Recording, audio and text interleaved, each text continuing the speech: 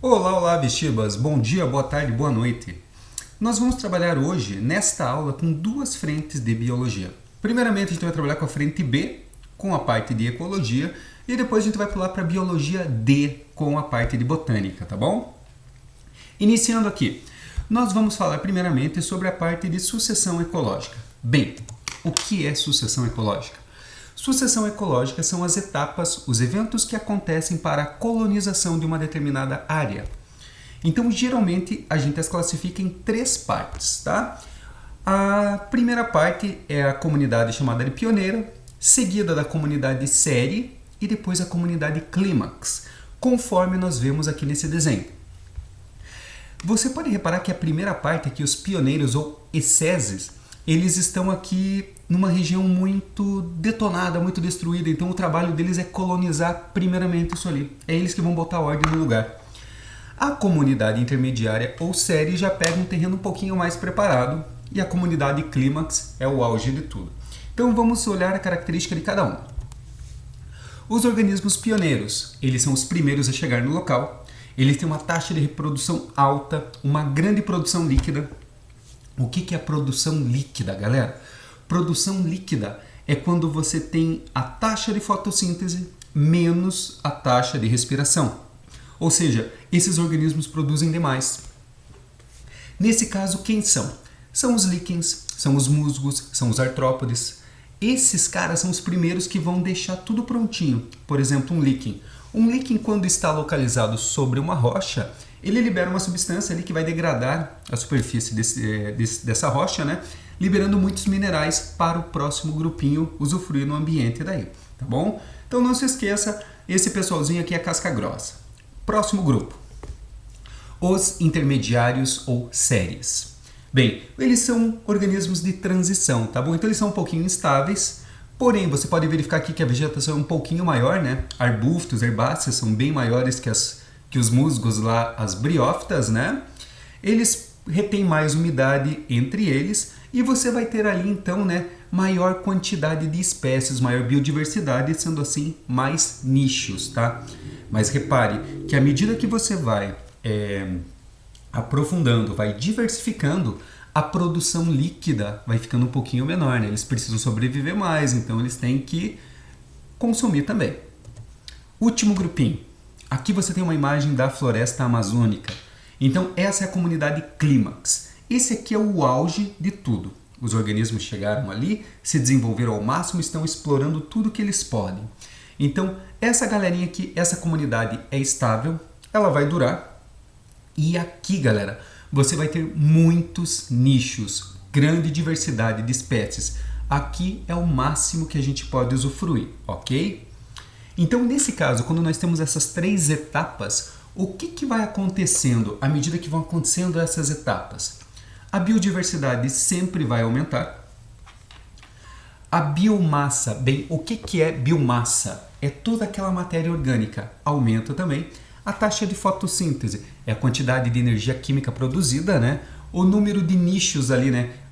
Aquelas condições, os recursos que são usados, aumenta. Homeostase é o equilíbrio das espécies. Então, à medida que vai ficando mais e mais complexo, a homeostase vai aumentando. A produção bruta, que é a taxa real de produção de matéria orgânica, também aumenta. Só que a produção líquida diminui. Não se esqueça, produção líquida é a produção bruta menos a respiração, fotossíntese menos respiração. E a taxa de reprodução vai diminuindo porque você vai ter muita competição daí. Tá bom? Tipos de sucessões. Bem, nós temos dois tipos e é aqui que o bicho pega, galera. Nós temos uma sucessão chamada de primária. É aquela que acontece em um local onde nunca teve vida antes. Então, nesse caso, vai ser a primeira colonização de um local. Assim sendo, você pode ter a sucessão secundária. A sucessão secundária acontece em locais que já tiveram vida antes. Estavam, por exemplo, numa comunidade clímax e aconteceu uma catástrofe. Por exemplo, um vulcão explodiu, aconteceu uma inundação, fizeram uma represa, alguma coisa. Ou aqui no nosso desenho, né? O pessoal aqui desmatou. Então, o que você vai ter aqui? Ó? O pessoal está tirando árvores, né? destruiu essa comunidade clímax e aqui volta a acontecer tudo de novo. Então, sucessão primária, locais nunca povoados antes, é o primeiro ingresso, né, de organismos vivos ali. E já a sucessão secundária, né, vai ser novamente a etapa de colonização do local. Beleza, galera? Vamos dar uma olhadinha como que isso aí fica em exercícios. Exercício 6.01 lá da tua apostila. Em uma estrada construída entre os municípios de Parnaíba e Buriti dos Lopes, uma rocha foi explodida e, com o passar do tempo, os pesquisadores observaram a colonização por líquens. Pausa. O que é líquen? O líquen é uma associação mutualística entre algas e fungos, tá bom? Então, a alga auxilia o fungo com os produtos da fotossíntese e o fungo vai auxiliar a alga fazendo o quê? Captação de algas e nutrientes ali, tá bom? Só para fazer um remember. Depois por musgos. Musgos são briófitas, tá? E finalmente pteridófitas. Então nós temos 3 organismos aqui, ó. Líquen, musgo e pteridófita. Uma sucessão ecológica primária, como descrita no exemplo acima, pode ser representada por... O nosso exercício, ele quer que você apenas diga as etapas da sucessão ecológica. Ele te deu todas as dicas possíveis, ele só quer que você lembre. Bem, então primeiramente, o primeiro organismo que chega lá botando ordem. O nome desse organismo que chega para colonizar, que ele vai preparar todo o terreno, são os líquens, que a gente vai chamar aqui de pioneiros. Depois vem o musgo, que é uma etapa mais intermediária nesta sucessão que ele mostrou pra gente, tá? Então é chamado de série. E por fim, a comunidade composta pelas pteridófitas ali, né? Vai ser o clímax de tudo isso aí. Então nós vamos ter aqui pioneiros, série e clímax. Letra B no 6.1, ok? Próximo. 6.3. Uma preá que vivia na beira de um charco, alimentando-se de capim, foi capturada por uma cobra, que mais tarde foi apanhada por um gavião.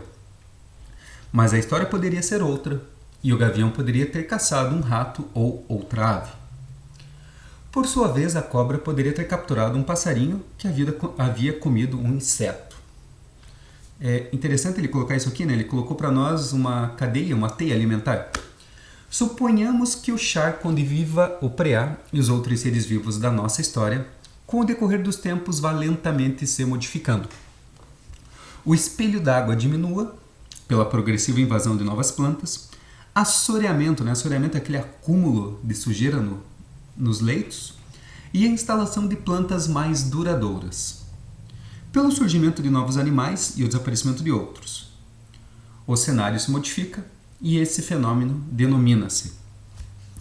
Então não precisa nem dizer, né? Olha a dica, né? É bem o tema da nossa aula. Ele está falando assim de eventos que estão acontecendo em um determinado local, modificações. Nenhum ambiente é estável, galera. Ele sempre está sujeito a modificações.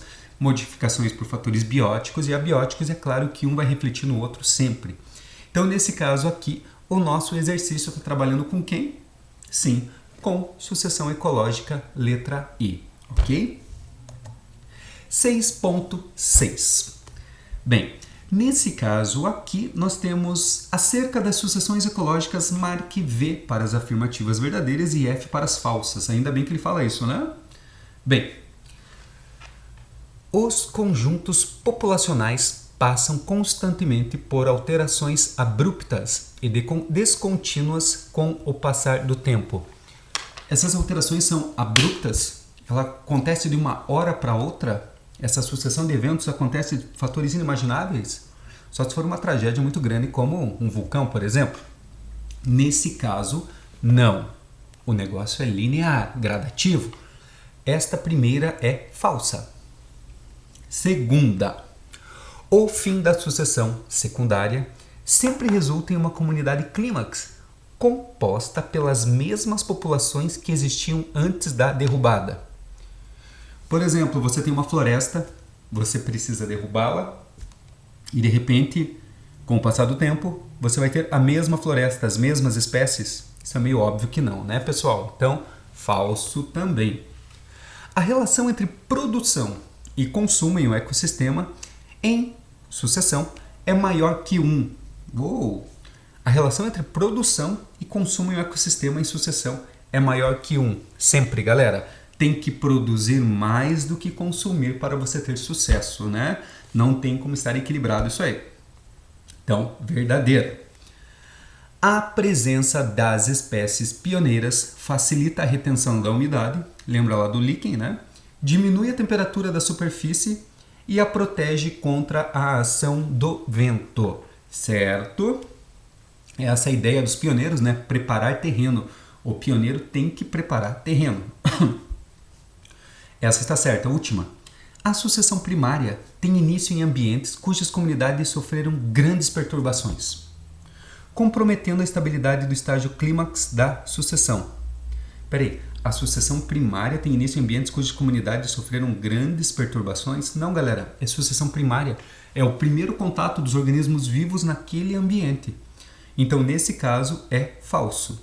Então, nós vamos ter aqui 2 falsas, 2 verdadeiras e uma falsa. Teremos aqui, então, a nossa letra B, ok? Mais um. O 6.9. Considere as seguintes comparações entre uma comunidade pioneira e uma comunidade clímax, ambas sujeitas às mesmas condições ambientais e em um processo de sucessão ecológica primária. Olha as dicas, sempre assinale isso aqui, olha, que é uma condição primária. Vamos ver como que aconteceu. A produtividade primária bruta é maior numa comunidade clímax do que numa comunidade pioneira. Pessoal, na comunidade clímax é maior porque você tem maior quantidade de organismos, você tem mais nichos, você tem uma certa variedade. Os pioneiros são mais restritos, eles têm uma produtividade líquida enorme, mas a bruta é muito maior na clímax, está certa? 2. A produtividade primária líquida é maior numa comunidade pioneira, olha só, uma responde a outra, né? Numa comunidade pioneira do que numa comunidade clímax, certo? Excelente esse exercício aqui, ó. Você matou 2 temas. 3. A complexidade de nichos é maior numa comunidade pioneira do que numa comunidade clímax? Não. Os pioneiros são mais simples, são mais restritos e não são tão variados assim, tá? O clímax, como eu disse para vocês, o clímax é o auge, ele vai ter tudo ali para ele. O pioneiro não, o pioneiro é mais restrito. A número 3 está errada. Então ficamos com a número 1 e a número 2, letra D. 6.14. Unimontes. Leia a notícia abaixo. Incêndio na Serra do Curral destrói 40 hectares em 2 parques, diz Fundação. O incêndio na região metropolitana de Belo Horizonte, que destruiu a área de vegetação do Parque da Serra do Curral e do Parque das Mangabeiras, foi extinto, segundo o Corpo de Bombeiros e a Fundação de Parques Municipais. Nesta terça-feira, o diretor da Fundação, Homero Brasil Filho, informou que a área queimada é de 40 hectares. O trabalho de combate às chamas foi encerrado por volta das 22 horas desta segunda-feira, segundo o Corpo de Bombeiros. A destruição foi maior no Parque da Serra do Curral, onde 30 hectares de vegetação foram queimados de acordo com o Filho. Já no Parque das Mangabeiras, 10 hectares foram destruídos conforme balanço da Fundação. Os parques têm área total de 40 e 232 hectares, respectivamente, e ficam lado a lado. Boa noite! Com base no assunto abordado na notícia, o processo de sucessão ecológica, é correto afirmar: todas as etapas que antecedem o estabelecimento de uma comunidade clímax deverão ocorrer nas áreas devastadas pelo fogo, a começar pela atividade regeneradora promovida por líquens e musgos. Pessoal, ele falou regeneradora. O líquen e o musgo vai regenerar o que está acontecendo ali? Ele não vai regenerar, ele vai preparar. O que vai vir depois ele não sabe, ele não vai deixar como estava. Então aqui está falso. B. A área devastada sofrerá um processo de sucessão secundária, sim, porque ocorreu um incêndio para destruir tudo aquilo ali, onde comunidades intermediárias terão importante papel nesse processo. Sim, a área devastada sofrerá um processo de sucessão secundária, sim, onde as comunidades intermediárias terão importante papel nesse processo, exatamente para estabelecer a comunidade clímax novamente. Então, 6.14 a gente já viu aqui que é a letra B. Letra C. A recuperação das áreas degradadas pelo fogo será lenta, uma vez que não há resquícios da comunidade anterior. Pessoal, isso é relativo a gente afirmar, tá? Não é um padrão, então não dá para saber, vai depender de vários outros fatores. D. A recuperação das áreas devastadas não será possível devido à extinção das comunidades pioneiras. Bem, se fosse assim, eu acho que o mundo seria um grande deserto.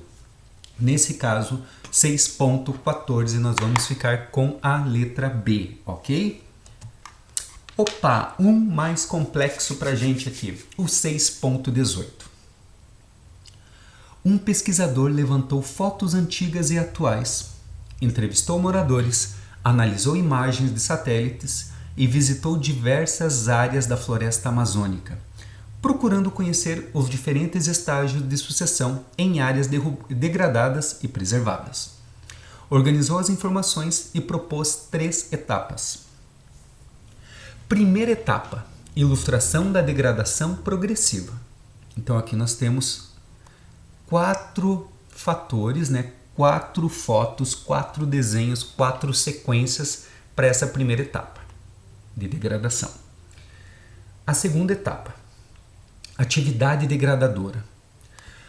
Número 1, retirada da madeira queimada. 2, o corte raso. 3, recorrência da queimada, queima de novo, E 4, extração seletiva da madeira.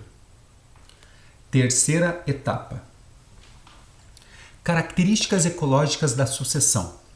Letra A. Área em processo inicial de sucessão, com poucas espécies e espaço para ser colonizado por espécies pioneiras, arbustivas ou rasteiras.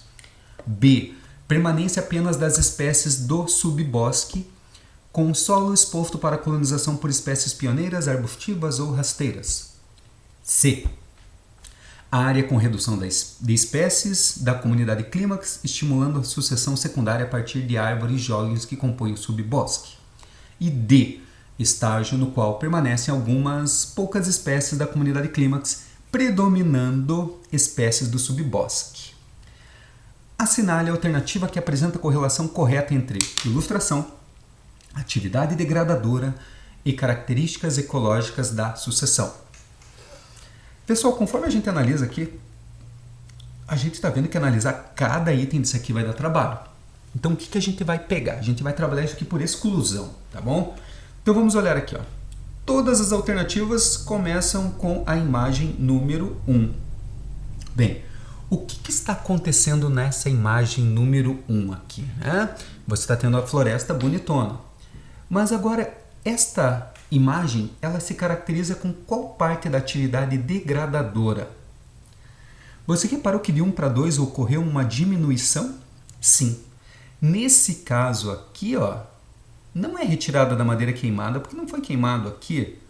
Nesse caso, eles selecionaram qual madeira deveria ser retirado. Então, nós temos 1 e 4. Agora, qual é a etapa?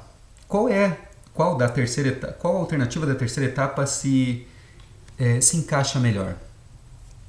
Área em processo inicial de sucessão? Não. B. Permanência apenas das espécies do subbosque? Não.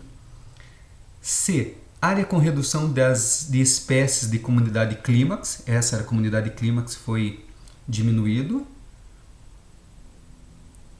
Estimulando a sucessão secundária a partir de árvores jovens que compõem o subbosque. Sim. Então, nós temos 1, 4 e C. 1, 4 e C. Beleza.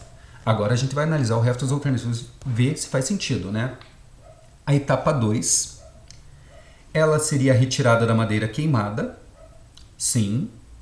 E depois, estágio no qual permanecem algumas poucas espécies da comunidade clímax, predominando espécies do subbosque.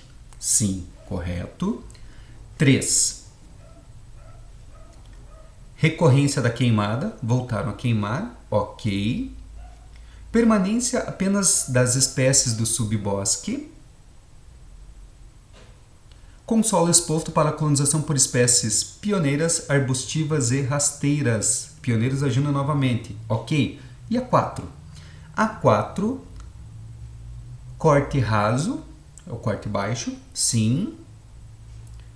Área em processo inicial de sucessão com poucas espécies e espaço para ser colonizado por espécies pioneiras, arbustivas ou rasteiras. Início da sucessão secundária. 6.18, nós vamos ficar com a letra E. Exercício difícil? Não, ele é trabalhoso. Você tem que fazer o quê? A melhor maneira foi fazer por exclusão. Então, o teu único trabalho foi analisar a primeira etapa. O resto você só confirma, tá bom?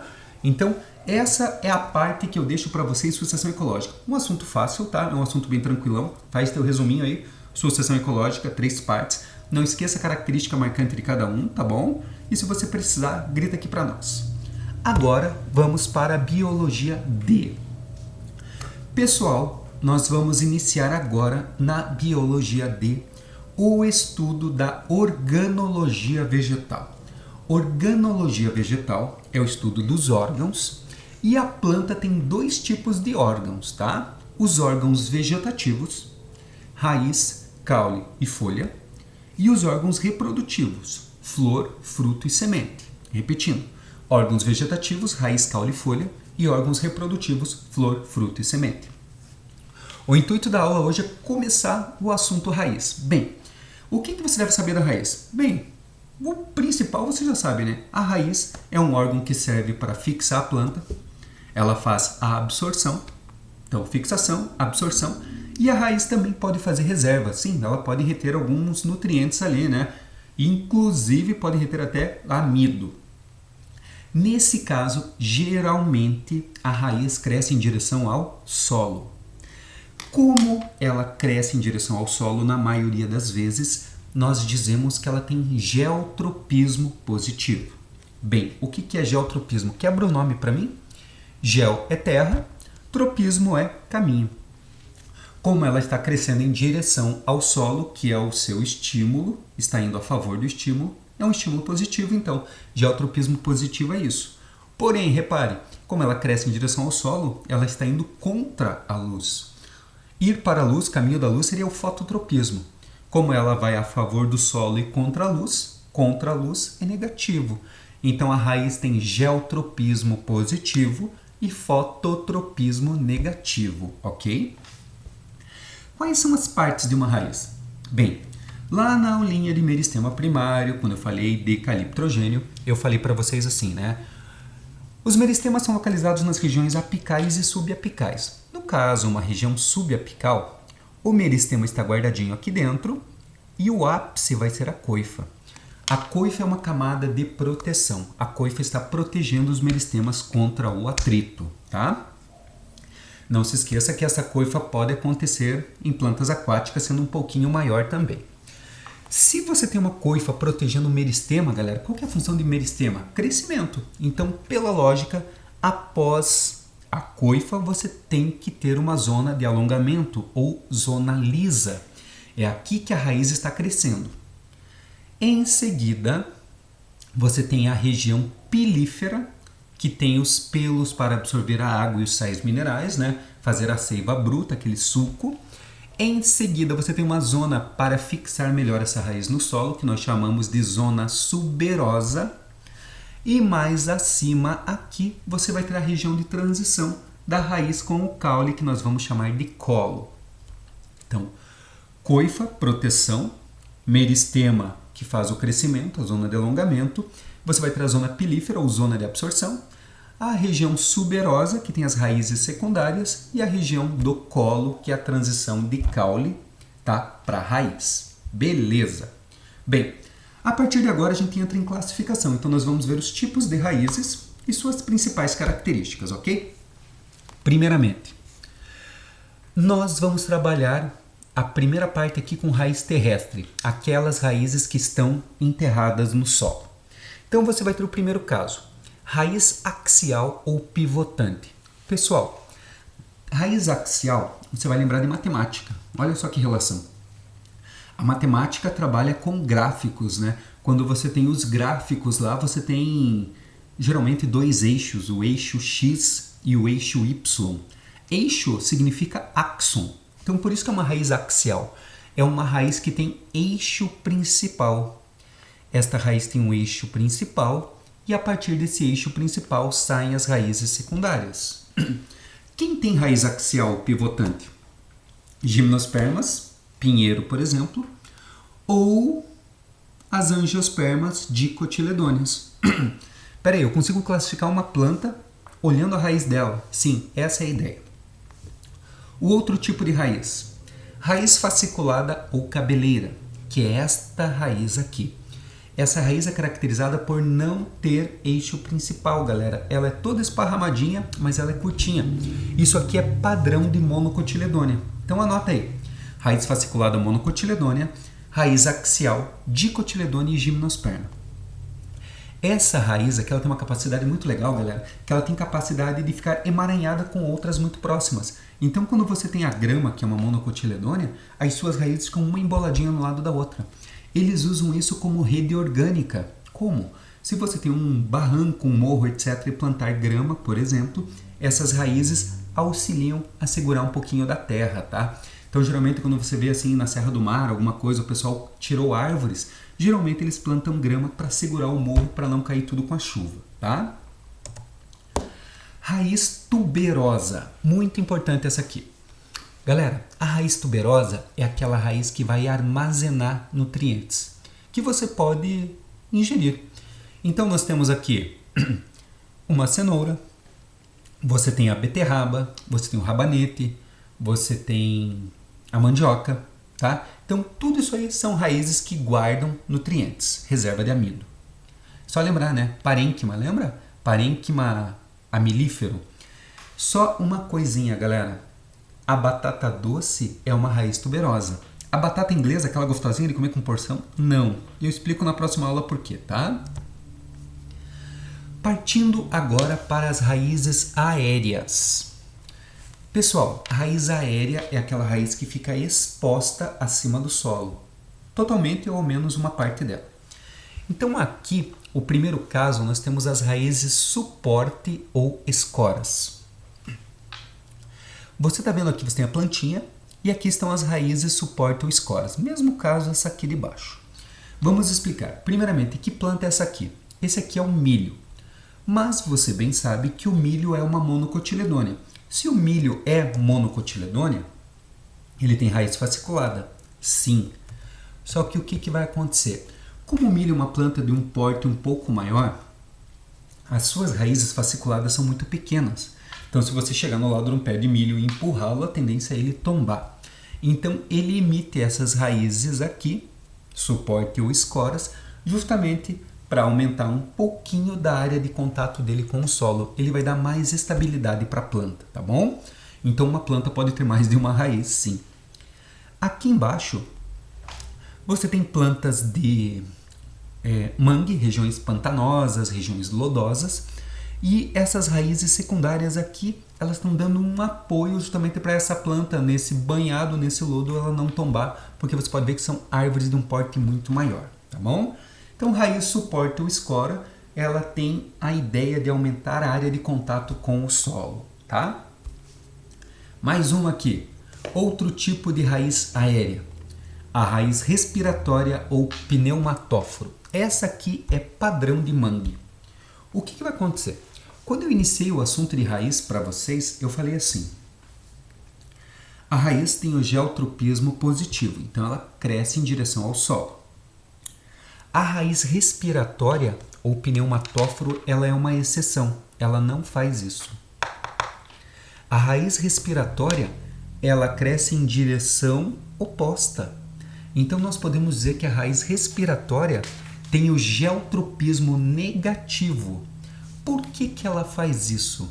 Ela cresce para cima para auxiliar nas trocas gasosas. Então fica esse aspecto aqui meio estranho, tá bom? Então raiz respiratória vai fazer umas trocas gasosas ali e vai crescer para cima, né, para auxiliar. Raiz tabular. Bem, Esta raiz aqui é caracterizada por árvores de grande porte, um exemplo bem comum é a figueira.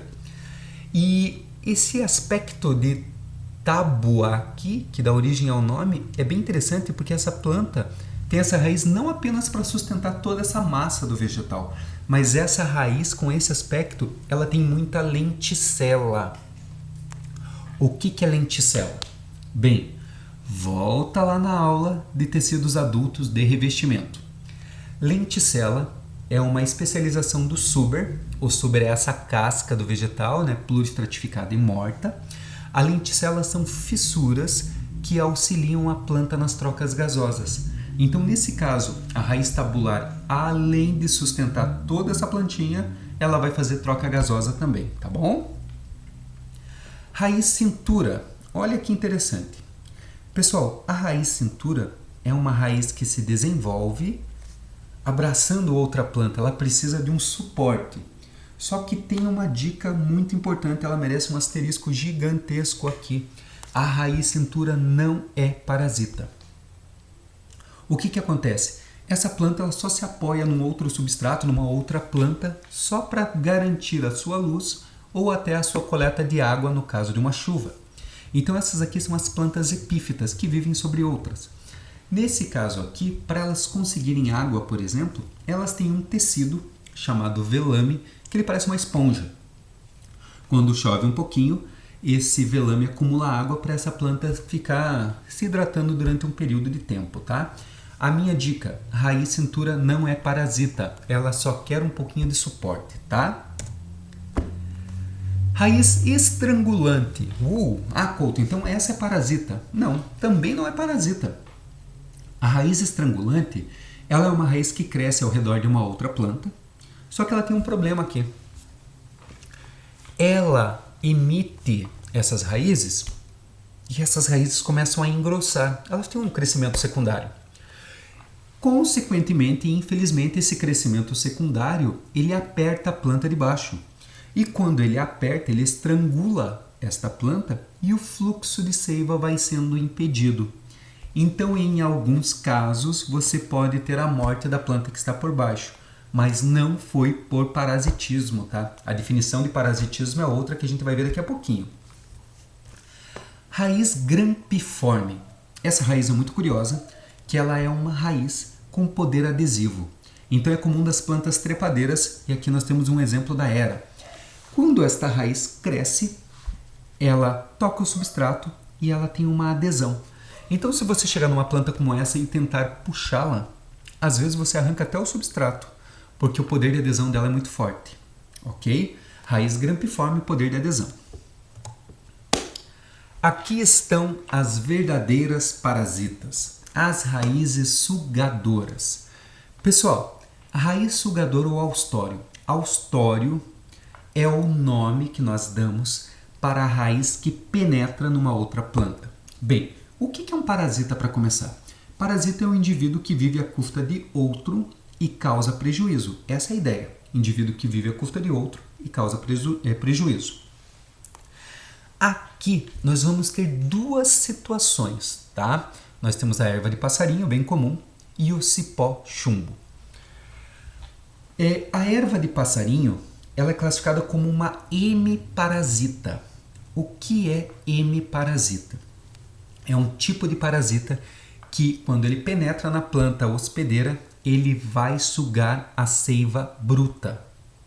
Espera aí, ele vai ter que passar pelo floema, depois pelo xilema. Ela vai ter que entrar fundo, literalmente, no hospedeiro para tirar essa seiva bruta. Uma vez que ela tira a seiva bruta, ela vai ter que fazer a fotossíntese. Pode ver que ela tem a coloração esverdeada. Então, hemiparasita é aquele parasita que suga a seiva bruta. Agora, um holoparasita, como o cipó chumbo, veja a coloração dele, é amareladinho. Nesse caso aqui, o que acontece? A holoparasita pega somente o floema, ele pega a seiva elaborada. Uma vez que ele já sugou a seiva elaborada, beleza, ele não tem nem o trabalho de fazer fotossíntese. Então, fica mais simples para ele. Então, raízes sugadoras são as parasitas, podem ser de dois tipos. Hemiparasita para a seiva bruta e holoparasita para a seiva elaborada. E finalizando aqui, as raízes aquáticas. Uau! O que são raízes aquáticas, galera? São aquelas raízes adaptadas para o ambiente, né, aquático, e elas têm que ter um tecido específico para acontecer isso. Como que é o nome do tecido? É um tecido de preenchimento de espaço cheio de ar. É um parênquima. Parênquima aerífero ou aerênquima, ok? Então, essa é a listinha de raízes que você precisa saber, tá? Tenta dar uma esforçadinha aí e tenta usar sempre o exemplo, tá? Fica mais fácil para você. Vamos fechar isso aqui com alguns exercícios. O 7.11 da sua apostila. Leia atentamente os conceitos. Pulgão, inseto sugador, alimenta-se de substâncias elaboradas pelos vegetais. Cipó chumbo, planta parasita, sem folhas, aclorofilada, emite raízes sugadoras para o interior dos tecidos de plantas hospedeiras. Erva de passarinho, planta hemiparasita. Erva de passarinho, planta hemiparasita. Clorofilada, emite raízes sugadoras para o interior de tecidos de plantas hospedeiras.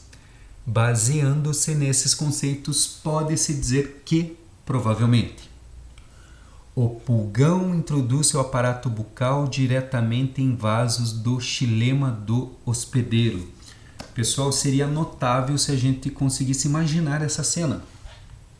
Ele está dizendo que esse pequeno inseto ele teria que introduzir o seu aparato bucal nos vasos do xilema.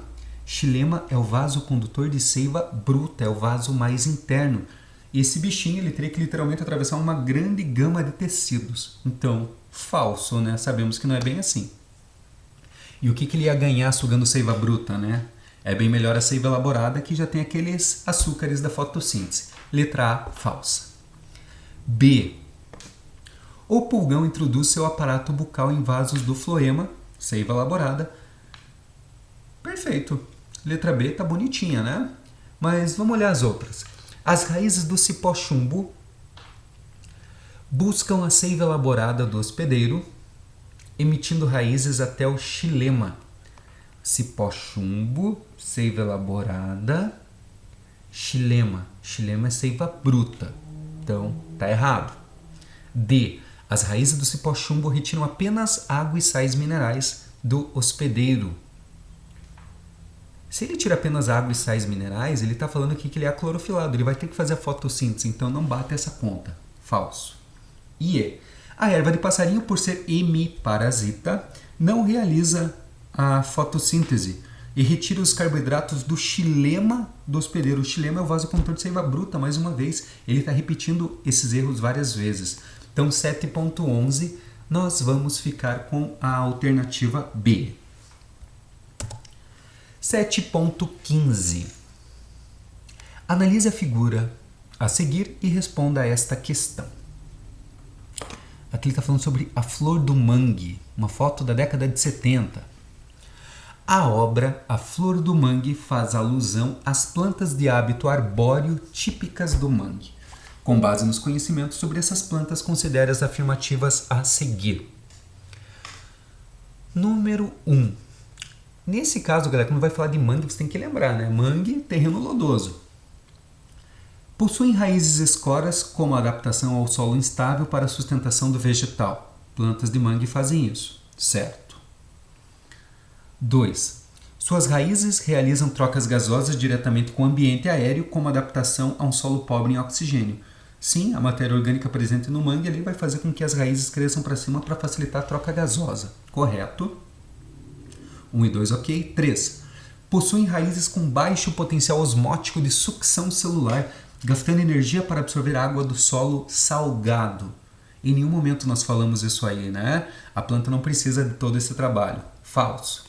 4. Suas raízes possuem orifícios denominados pneumatódios. É pneumatóforo, para realizar a absorção e excreção de sais. Não, galera, tá errado isso aqui. Então, 1 e 2 estão corretas. Nesse caso, ficamos com a letra A. E aqui vamos finalizar com a 7.16. Dentre todos os aspectos fisiológicos importantes que ocorrem durante o desenvolvimento de uma planta, destacam-se as funções da raiz. Vários tipos de raízes são conhecidos e todas elas apresentam um sistema radicular, um sistema de raiz. Destacamos aqui dois tipos principais. Pivotante, com uma raiz principal, nós podemos observar aqui, ó, meio escondidinho, mas dá para ver. E fasciculado apenas com raízes adventícias, toda essa bagunça. Seja de um tipo ou de outro, o fato é que esse órgão é fundamental na absorção de água e nutrientes do solo. Bem, lembre-se, quais são as funções de raízes? Fixação, absorção e reserva. Geralmente a raiz tem geotropismo positivo. Analise as proposições abaixo e assinale a correta. Pessoal, se eu acabei de falar para vocês que a raiz tem função de fixação, absorção e reserva, e ele está dando essas dicas, ele está falando aqui, ó, os agrotóxicos usados pelos agricultores e vistos por muitos como uma vacina contra as doenças de plantas, na verdade representam um perigo para a saúde humana, pois as plantas absorvem essas substâncias dissolvidas na água através da zona pilífera. Correto? Um dos problemas do agrotóxico é justamente esse envenenamento, né? E a raiz que é responsável justamente, né, na zona pilífera por absorver isso aí. Então a letra A faz sentido. B. O uso de agrotóxicos, inseticida e fungicida e adubações desequilibradas não prejudica as plantas. Poxa, porque parte desse resíduo fica retida na biomassa animal e no solo, não atingindo a zona pilífera das raízes. Se inventassem isso ia ser muito curioso, né? Porque seria um agrotóxico que atacaria apenas o inseto, o fungo e prejudicaria o solo, mas a planta não. Curioso, né? Essa B é engraçada. Não. C. Os agrotóxicos usados pelos agricultores e vistos por muitos como uma vacina contra as doenças de plantas, na verdade, não representam perigo para a saúde humana. Tipo, tudo isso que a gente acompanha é fake news, né? Pois as plantas filtram essas substâncias dissolvidas na água e absorvem através da zona de ramificação. Pessoal, ele já entregou aqui que está errado. Não representa um perigo, por favor, né? D. O uso indiscriminado de agrotóxicos, inseticida e fungicida e adubações desequilibradas não prejudica as plantas. De novo o erro, ó. Porque 50% a 80% não as atingem e caem diretamente no solo. Curioso, né? Quando a gente teve aqueles aviões adubando uma determinada área ali, né? Um agrotóxico agindo em uma determinada área, imagine levado para um avião e aquilo ali não vai atingir a planta. Logo a área de contato entre o solo e a raiz continua sadia. Falso. E o uso indiscriminado de agrotóxicos, inseticida e fungicida e adubações desequilibradas não prejudica as plantas, porque 50% a 80% não atinge a planta e cai diretamente no solo, ficando a parte retida na biomassa animal. Além disso, a zona pilífera da raiz filtra essa substância ao serem absorvidas pelo solo. Logo, a área de contato entre o solo e a zona pilífera da raiz continua sadia. Ele deu uma misturada muito boa aqui, né?